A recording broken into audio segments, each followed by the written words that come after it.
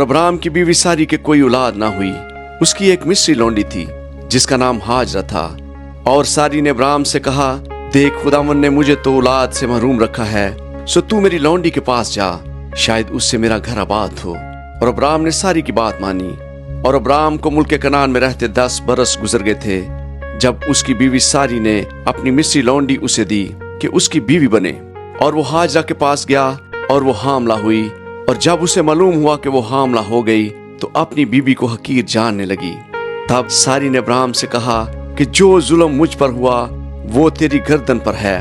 मैंने अपनी लौंडी तेरी आगोश में दी, और अब जो उसने आपको हामला देखा तो मैं उसकी नजरों में हकीर हो गई। सो खुदावंद मेरे और तेरे दरमियान इंसाफ करे।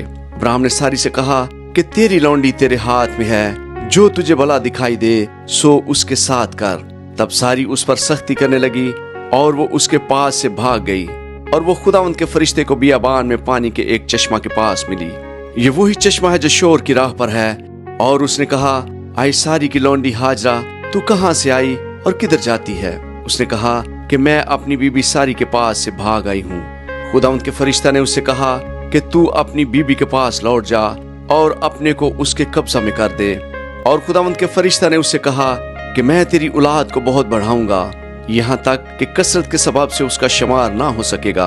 और खुदावंद के फरिश्ता ने उसे कहा कि तू हामला है और तेरे बेटा होगा, उसका नाम इस्माइल रखना, इसलिए कि खुदावंद ने तेरा दुख सुन लिया। वो गोरख की तरह आजाद मर्द होगा, उसका हाथ सबके खिलाफ और सबके हाथ उसके खिलाफ होंगे, और वो अपने सब भाइयों के सामने बसा रहेगा।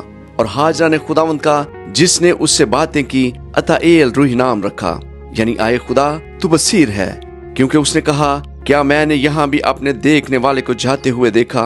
इसी सबब से उस कुएं का नाम बिरलही रूई पड़ गया, और वो कादस और बर्द के दरमियान है। और अब्राम से हाजरा के एक बेटा हुआ, और अब्राम ने अपने उस बेटे का नाम जो हाजरा से पैदा हुआ इस्माइल रखा।